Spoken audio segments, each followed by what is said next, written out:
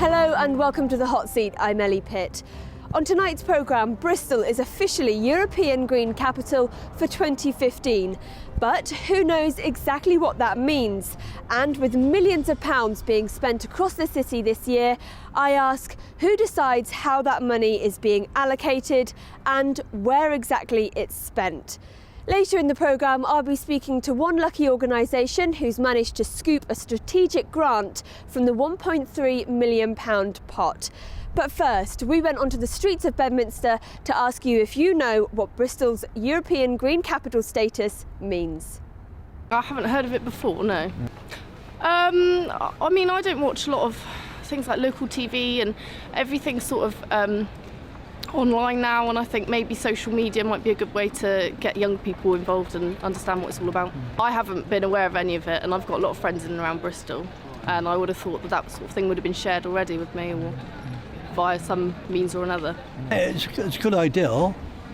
Like you said, we've got a Green Party in Bristol as well, but at the same time, the money we've been wasted on green products is a waste of time, isn't it? Yeah, I believe in, like me, I'm Natural Trust, and that way, and I believe in green, like taking the children to the parks, and that way. And yet, what happens? He's got back on the expenditure with open spaces, haven't you? Like, no, I don't think they're doing enough. And it's like dog owners are not responsible enough for picking up their the dog mess because they still leave it on the floor and nothing gets done about it. I phoned up council numerous times, and so we've only got one person to deal with all this. Why do we pay our council tax? So I don't think Bristol do deserve it, to be honest. So whose job is it to make sure that we know exactly what it means for Bristol to have European Green Capital status? Well, earlier I spoke to the chairman of Bristol 2015, Andrew Garrad. Andrew Garrad, chairman of Bristol 2015, thank you very much for joining me.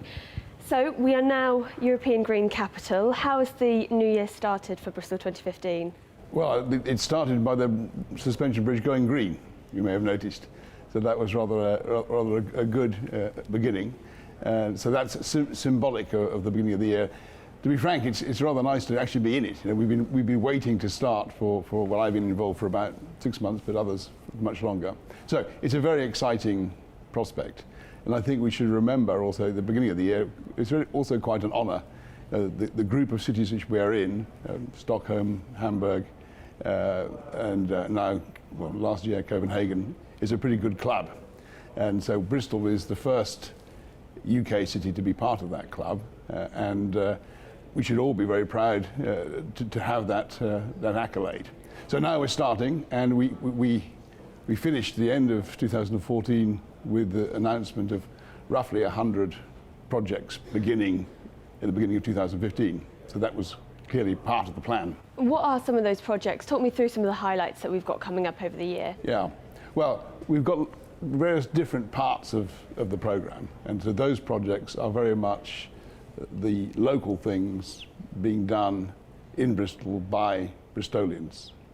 And we divided that into three sections, so we call them neighbourhood grants, small grants and strategic grants. And they're all sorts of things. There's roughly 100 of them altogether, roughly costing £2 million. You know, so quite a substantial, well, more money than has ever been put into environmental projects in Bristol, a lot more than ever before. Some examples, well, the smallest one, a neighbourhood grant, well, not the smallest grant, but on the small end, is a junior school, Broomhill Junior School in Brislington, where the children and some over 65-year-olds, people like me, will be helping to plant, grow, harvest and cook vegetables. You know, very modest, but tangible. Then we have a project from, for example, Easton Energy Project, where a group of citizens from Easton are looking critically and analytically at the energy use and energy efficiency of their houses, making scientific measurements with help of others, and then acting upon them to improve the energy efficiency of that street. So that's interesting combination of community and science. And then one of the strategic projects, which I rather like, is it's called from a organisation called APE, and it's about recycling children's bicycles. So taking in, I know in my garden shed, my children are now 30, I've got some children's bicycles which are just sitting there. Those can be delivered to this organisation, serviced and then given out to children who wouldn't otherwise have bicycles. So introducing a whole group of children to cycling who might not otherwise be able to do it.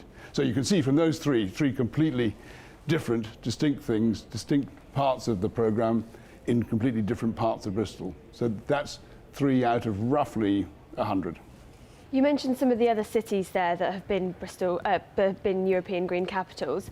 How is Bristol going to differ from the way that they run this year to some of the others? How are we going to differ, or be similar perhaps to Copenhagen? Well, I think it's both. You're right. It's different. It's similar and different. I mean, first of all, we just went in December to pick up. Actually, isn't to flame. Unfortunately, it's a book, but to at least take the baton from Copenhagen. In my professional life, I spent a lot of time in Denmark, so I know Copenhagen pretty well, and it's starting from a completely different place to Bristol, and. I asked a few people in the street last year when I was there, just during the year, do you know that you're a European Green Capital? And the answer was quite funny. The answer was, well, yeah. And what they meant was, they thought I was asking, are you the greenest city in Europe? And of course they said, yeah, we are. They weren't saying, yes, we've got that prize. So for them, a lot of the things that they're already doing are things to which we aspire. But one very interesting thing that came out of that, and it is an inspiration, Copenhagen, it's also very flat. And so from the point of view of cycling, that's a big importance. And lots of people cycle to work, or cycle generally in Copenhagen.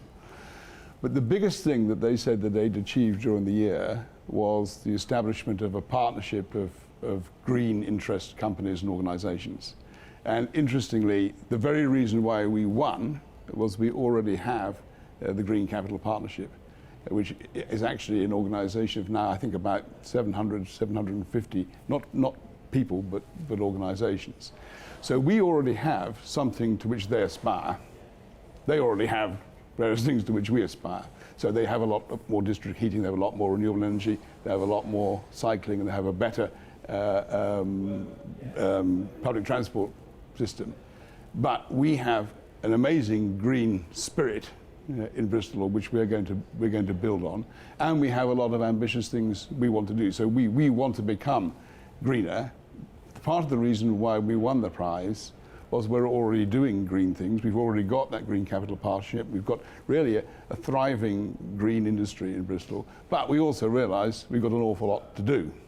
It's interesting that you asked that question of the people of Copenhagen, because we asked that question of a few people in Bristol the other day. Yeah. And the answer we got was quite mixed. A few of them didn't know that we are European Green Capital this year. How are you really going to be getting the message out so that this doesn't just pass the people of Bristol by? No, of course, that was a very interesting message that I got from Copenhagen. And what they said to me was, Copenhagen, didn't start early enough in the year getting the message out.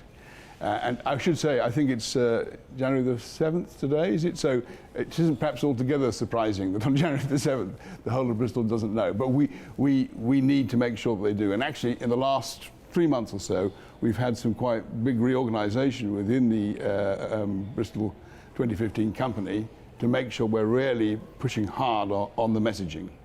So we're starting to do some city dressing. That's just beginning. We're having our launch on January the 23rd and 24th, and there will be an event there, still secret, under wraps, but there will be a publicity grabbing event there. We did find that 6,000 people were on or around the bridge on New Year's Eve, so provided they hadn't had too much to drink, they may remember that it went green, so they will know.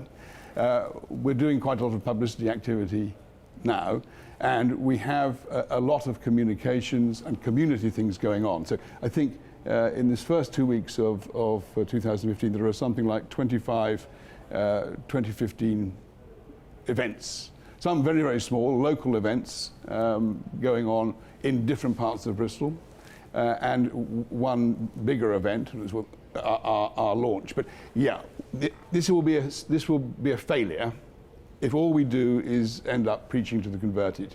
Our aim is to get or to use the converted to talk to other people.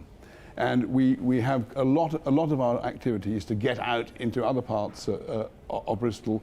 We have quite a big volunteering program as part of the project. There's lots of volunteering organisations already established in Bristol, so we're not reinventing that wheel, but we're trying to link into those. And a lot of the projects that we want to do need people. They need help. They need resource. That's where I think we're going to draw people into the year. We have, maybe I can just use another example. We're going to set up a reference garden in the BBC, outside the BBC, and that reference garden is going to be duplicated in other parts of Bristol, 4 other parts of Bristol. Join me after the break when I'll be speaking to Audrey Michelle from Bristol Ensemble, who's been organising the Tree Song project. Find out exactly what that's all about after the break.